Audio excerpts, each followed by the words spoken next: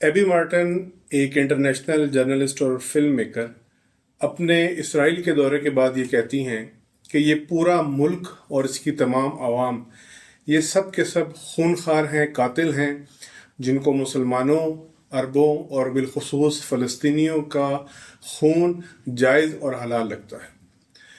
Abbey Martin ایک بہت مشہور و معروف انٹرنیشنل جرنلسٹ اور فلم میکر ہیں، جنہوں نے چند دن پہلے ڈی کلاسیفائڈ یو کے پر ایک پوڈ کاسٹ ریکارڈ کروایا، جس میں اپنی ڈاکومنٹری جو انہوں نے اسرائیل میں بنائی تھی اس کے بارے میں ذکر کیا، اپنے دورے کے بارے میں ذکر کیا۔ اور یہ وہ جرنلسٹ ہیں جو اس وقت ایک بہت بڑی ڈاکومنٹری بنانے میں مصروف ہیں، جس کا شاید کچھ حصے ابھی ریلیز بھی ہو چکے ہیں، جس کا نام ہے دا ارتھس گریٹسٹ اینیمی۔ یہ بنیادی طور پہ امریکن ایئر بیسز اور امریکن ملٹری بیسز کے بارے میں ڈاکومنٹری ہے، جو دنیا میں مختلف جگہ پر بنے ہوئے ہیں، کہ دنیا کو ان ایئر بیسز یا ملٹری بیسز کی وجہ سے کیا کیا نقصان پہنچتا ہے۔ یہاں آج آپ کے سامنے ہم اس ولاگ کے اندر جو اہم نقطہ رکھنے والے ہیں وہ یہ کہ اسرائیل کی جو سوسائٹی اور معاشرہ ہے وہ اس طریقے سے ڈیزائن کر دیا گیا ہے اور ان کی ایسی ذہنی تربیت اور برین اسٹارمنگ کر دی گئی ہے کہ وہاں پر کوئی بھی جنگ مخالف یا کوئی بھی امن پسند انسان اب نہیں بستا۔ یہ بعض اوقات ہم جو دیکھتے ہیں احتجاج، یا بعض اوقات دکھایا جاتا ہے کہ سڑکوں پر لوگ نکل رہے ہیں، وہ جزئی مسائل کی وجہ سے وہاں پر نکلتے ہیں، کبھی مہنگائی کی وجہ سے، کبھی کوئی اپنے لیڈر کے بارے میں کوئی اسکینڈل سامنے آنے کی بیس کے اوپر، ورنہ در حقیقت وہ پورے کا پورا معاشرہ، وہ سارا معاشرہ ہی صہیونی معاشرہ بن چکا ہے، جو اپنے لیے مسلمانوں کا، عربوں کا اور بالخصوص فلسطینیوں کا خون حلال سمجھتے ہیں۔ ایبی مارٹن اپنے اس انٹرویو میں یہ بتاتی ہیں کہ جب میں نے جا کے وہاں لوگوں کے انٹرویوز لیے، عام سڑکوں کے اوپر، کوئی ملٹری پرسنل سے انٹرویو نہیں لیے، کوئی حکومتی عہدیداروں سے انٹرویو نہیں لیا، عام لوگوں سے انٹرویو لیے، اس کے اندر جو سڑک کے اوپر چلنے والا ایک انسان ہے، ٹین ایجر ہے، ٹیکسی ڈرائیور ہے، کوئی ہاکر ہے، کوئی کام کرنے والا ہے، سب نے جو بیان دیا میں اس سے بہت زیادہ پریشان ہوئی، اور بعض اوقات ایسا ہوتا تھا کہ بڑی فیڈ اپ ہو جاتی تھی، میری طبیعت بگڑ جاتی تھی اور مجھے ریسٹ کرنا پڑتا تھا، شاور لینا پڑتا تھا، جا کے کوئی کافی پینی پڑتی تھی، چونکہ جس آدمی سے بھی بات کریں وہ سب کے سب قتل و غارت کو پسند کرتے تھے، اور باقاعدہ کارپیٹ بومبنگ اور ایٹم بم مارنے اور لوگوں کو ختم کرنے، نسل کشی کرنے کی باتیں کرتے تھے۔ ان کا یہ کہنا تھا کہ یہ معاشرہ پورے کا پورا جینوسائیڈل بن چکا ہے۔ یہ وہ نقطہ ہے کہ جس نقطے کو پہلے بھی بعض لوگوں نے اٹھایا اور اس کے اوپر کام کیا اور اس کا پرچار کیا۔ بالخصوص یہ سارے کا سارا پروسیس جو اس معاشرے کے اندر، سوسائٹی کے اندر ہوا ہے، اس کو ہمیں دیکھنے کی ضرورت ہے۔ چونکہ ہمارا وقت ولاگ کا مختصر ہوتا ہے تو میں اشارتاً یہ بات آپ کے سامنے رکھتا ہوں۔ نیتن یاہو اور اس کا باپ، کہ جس کا نظریاتی طور پر بھی یہ وارث ہے اور بیٹا بھی ہے، یہ باقاعدہ اس نظریے کے حامل ہیں کہ ہم دنیا کے اندر اس وقت تک محفوظ نہیں رہ سکتے جب تک ہم اپنے مخالفین کو بالکل نیست و نابود نہ کر دیں، تہس نہس نہ کر دیں، اور گریٹر اسرائیل کے اوپر باقاعدہ ایمان رکھتے ہیں۔ یہ شدت کے ساتھ ایمان ان کا ہے گریٹر اسرائیل کے نظریے کے اوپر۔ نیتن یاہو کے باپ کی کتاب بھی تھی، جس کتاب کے اندر اس نے ان چیزوں کو ذکر کیا، اور باقاعدہ اس نظریے کے یہ لوگ حامل ہیں کہ دنیا میں اگر یہودیوں نے اپنے ڈیفنس کو اور اپنے تحفظ کو یقینی بنانا ہے تو ہم کسی بھی حکومت پر اعتماد نہیں کر سکتے سوائے اسرائیل کی حکومت پر اور اپنے ہی ایک نظام کے اوپر۔ کسی کے اوپر بھی ہم اپنے تحفظ کے لیے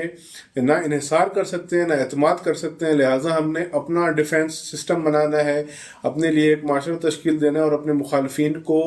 قتل کرنا ہے، اور یہ قتل کرنا ہمارے لیے جائز ہے۔ اور اسی کا وہ پرچار کرتے کرتے انہوں نے اپنے معاشرے کو اس قدر ٹرین کیا کہ اب وہاں پر کوئی لیفٹسٹ نہیں ہے بلکہ سب رائٹسٹ ہو چکے ہیں، یعنی تمام کے تمام پرو جینوسائیڈ اور پرو وار قسم کی پبلک اس وقت اسرائیل میں پائی جاتی ہے۔ یہ نقطہ آج آپ کے سامنے اس لیے ذکر کیا جا رہا ہے چونکہ جو لوگ یہ سمجھتے ہیں کہ کہیں کوئی گنجائش ہے کہ کہیں اسرائیل کے ساتھ بیٹھا جا سکے، تو ان لوگوں کی نہ صرف یہ خام خیالی ہے بلکہ حماقت کی اوج ہے کہ ایسے لوگوں اور ایسے طبقے کے ساتھ جو دوسروں کا خون بہانا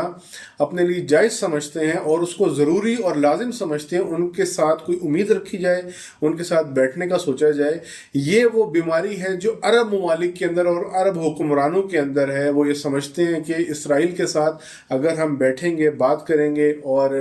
اسرائیل کو تسلیم کر لیں گے تو دنیا میں امن قائم ہو جائے گا، جبکہ ایسا کبھی بھی نہیں ہو سکتا۔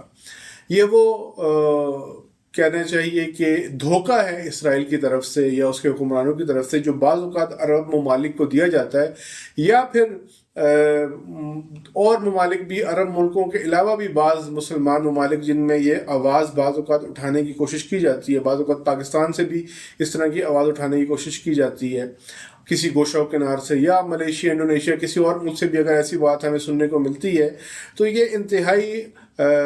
حماقت اور ریسرچ کی کمی اور معاشرے کو نہ پہچاننے کی علامت ہے کہ ان کو یہ معلوم ہی نہیں ہے کہ جو طبقہ اسرائیل میں رہتا ہے، ان کی حکومت سے لے کے عوام، ملٹری، سب وہ باقاعدہ مسلمانوں کو اور دیگر انسانوں کو اپنے سے پست سمجھتے ہیں، اور نہ صرف پد سمجھتے ہیں بلکہ ان کے خون بہانے کو بھی جائز سمجھا جاتا ہے۔ تو اس طرح کے طبقے کے ساتھ کبھی بھی ساتھ مل کر نہیں چلا جا سکتا۔ یہی ایبی مارٹن جو کہ ایک انٹرنیشنل جرنلسٹ اور فلم میکر ہیں، یہی کہتی ہیں کہ میں بڑی حیران ہوتی ہوں 2 اسٹیٹ سولوشن کے اوپر کس طریقے سے اس کا پرچار کیا جاتا ہے حکمرانوں کی طرف سے، یا اس کی بات کی جاتی ہے جبکہ خود اسرائیلی اس کو نہیں مانتے اور وہ کرش کرنا چاہتے ہیں فلسطینیوں کو، عربوں کو، مسلمانوں کو، اور ایٹم بم مارنے کی بات کرتے ہیں اور انہیلیشن کی بات کرتے ہیں۔ لہٰذا ان کا یہ کہنا ہے کہ اس نعرے کو بھی میں ایک دھوکے کی طرح دیکھتی ہوں کہ یہ ایک دھوکہ ہے، چونکہ ایک فریق خود اس چیز کو تسلیم کرنے کو تیار نہیں ہے۔ تو دنیا کے وہ لوگ اور وہ مفکرین یا وہ جرنلسٹ یا وہ مقتدر طبقہ جو سمجھتے ہیں کہ 2 اسٹیٹ سولوشن رائے حل ہے، تو ان کو یہ سمجھنا ہوگا کہ خود اسرائیل ہی اس کو قبول نہیں کرتا، اس کی سوسائٹی ہی قبول نہیں کرتی۔ اور اسرائیل نے جس طریقے سے اپنا ملک انہوں نے ڈیزائن کیا ہے، جس طریقے سے انہوں نے بنایا ہے، اس کے تاریخ کو بھی اگر آپ جا کر دیکھیں تو دنیا میں جگہ جگہ انہوں نے 1950s میں یہودیوں کے اوپر دہشت گردانہ حملے خود کروائے تاکہ یہودی ڈر بھاگ کے آ کے پناہ لینے کے لیے اسرائیل میں مقیم ہو جائیں اور اسرائیل کو ہی اپنی پناہ گاہ سمجھیں، اور انہیں یہ باور ہو جائے کہ ہمارے لیے دنیا محفوظ نہیں اور ہمیں ایک الگ اسٹیٹ چاہیے۔ تو جو اپنے لوگوں کے ساتھ یہ سلوک رکھتے ہیں اور جنہوں نے اس طریقے سے پچھلے 70 سالوں میں ایک سوسائٹی کو تشکیل دیا ہے، کیا ہمیں یہ لگتا ہے کہ ہم ان سے بات کر سکتے ہیں، ان سے بیٹھ کے کوئی نیگوسیشن کر سکتے ہیں، ان کے ساتھ کوئی دوستی کی جا سکتی ہے؟ ایسا کبھی بھی ممکن نہیں ہے۔ یہ جتنی باتیں کی جاتی ہیں یا یہ مفادات کی بنیاد پہ کی جاتی ہیں یا حماقت کی بنیاد پہ کی جاتی ہیں، چونکہ جو ذرا برابر بھی اسرائیلی سوسائٹی کو سمجھنے والا ہے وہ ان چیزوں کو قبول نہیں کر سکتا۔ اسی طرح ایک پلیٹ فارم ہے زیٹیو کے نام سے، جس میں مہدی حسن ایک بڑے جرنلسٹ ہیں، آپ نے نام سنا ہوا ہوگا ان کا، انہوں نے بھی ایک امریکن جرنلسٹ سے اس کے اوپر بات کی، تو ان کا کہنا تھا کہ میں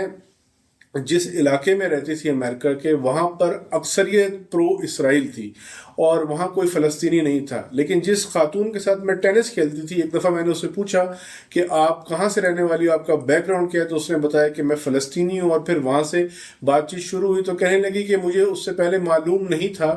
کہ اتنا ظلم فلسطین میں ہوا ہے، البتہ میرا شوہر طنزاً ایک بات کرتا تھا کہ میں جس بھی امریکن پولیٹیشین کے خلاف ہوں یا جس کو سمجھتا ہوں یہ کرپٹ ہے، وہ سارے پرو اسرائیل ہیں، مجھے سمجھ نہیں آتی کہ یہ کیا معاملہ ہے۔ اور بعد میں وہ جب چیزیں کھلی تو اسے معلوم ہوا کہ کس قدر ظلم ہوا ہے فلسطین کے اندر۔